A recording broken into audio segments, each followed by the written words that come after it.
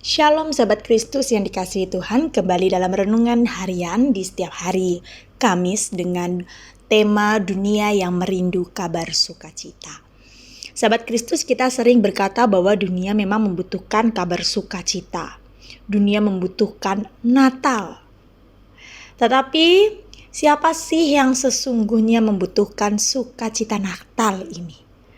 Apakah semua orang? Ternyata tidak.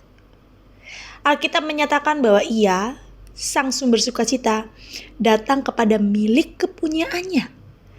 Tetapi orang-orang kepunyaannya itu tidak menerimanya. Lalu siapa yang menerimanya? Siapakah yang sesungguhnya mencari sukacita? Bukan sekedar kesenangan dan kepuasan. Nah, yang pertama, ada orang-orang yang remuk hatinya. Bisa jadi orang-orang ini adalah orang-orang yang tertolak sejak kecil atau mengalami robek gambar diri karena pelecehan dan tindak kejahatan, penindasan, dan penderitaan. Orang-orang yang seperti ini bisa jadi sulit bangkit dan mempercayai kebaikan orang lain. Tetapi merekalah yang justru kerap kali mencari Tuhan, sebab Tuhan itu dekat kepada orang-orang yang patah hati dan Ia menyelamatkan orang-orang yang remuk jiwanya. Puji Tuhan, jika melalui Injil kita dapati bahwa hidup kita berharga dan bahkan kita punya Allah yang mewujud sebagai Bapa kita. Dalam kitab Galatia 4 ayat 6 berkata, "Dan karena kamu adalah anak, maka Allah telah menyuruh roh anaknya ke dalam hati kita yang berseru, ya Aba, ya Bapa." Namun tidak hanya orang-orang yang remuk hatinya.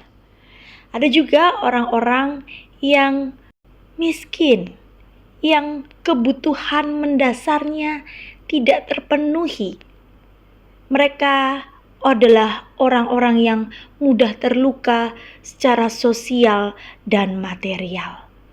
Mereka cenderung disingkirkan dan dianggap sumber petaka dalam keseimbangan kehidupan. Nah, dalam konteks Alkitab, maka yang tergolong orang miskin adalah orang yang tidak memiliki akses untuk memperoleh penghasilan. Bisa jadi mereka adalah anak yatim piatu, janda-janda miskin dan budak, atau orang yang buruk keadaannya oleh karena cacat atau sakit.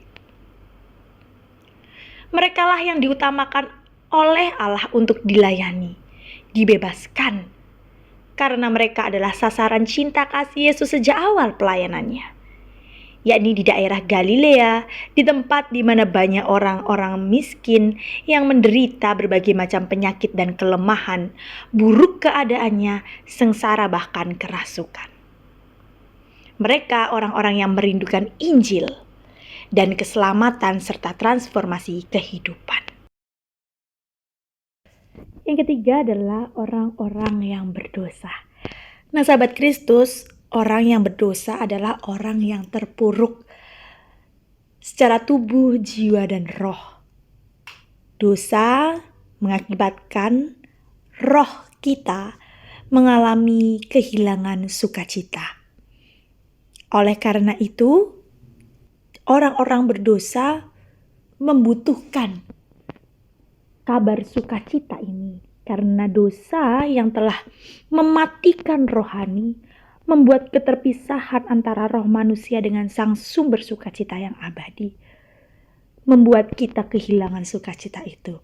Dan oleh karena itu orang berdosa pun membutuhkan dan mau menerima kabar sukacita Natal. Orang yang keempat adalah orang yang ketakutan.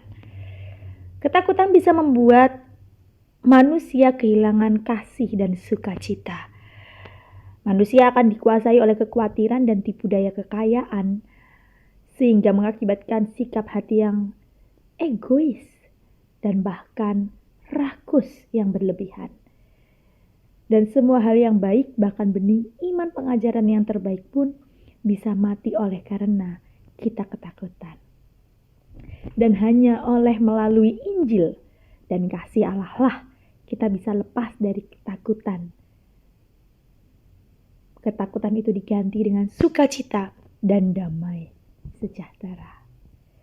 Ya, di dalam damai, di dalam kasih, tidak ada ketakutan.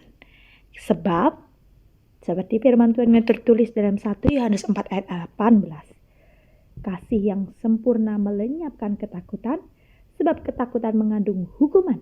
Dan barang siapa takut, ia tidak sempurna di dalam kasih. Nah, itulah warta Injil, warta sukacita bagi orang-orang yang terluka dan terpinggirkan. Bagi sahabat Kristus dan saya.